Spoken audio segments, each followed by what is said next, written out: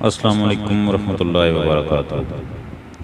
نون league کی مرکزی رہنما مریم نواز شریف گرفتار۔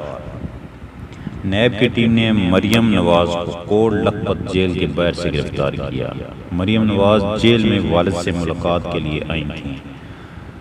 مریم نواز کو آج 3 بجے نیب نے طلب بھی کیا تھا، تاہم مریم نواز نے 8 اگست کو پیش ہونے سے انکار کر دیا تھا، جس وجہ سے ان کی گرفتاری عمل میں لائی گئی۔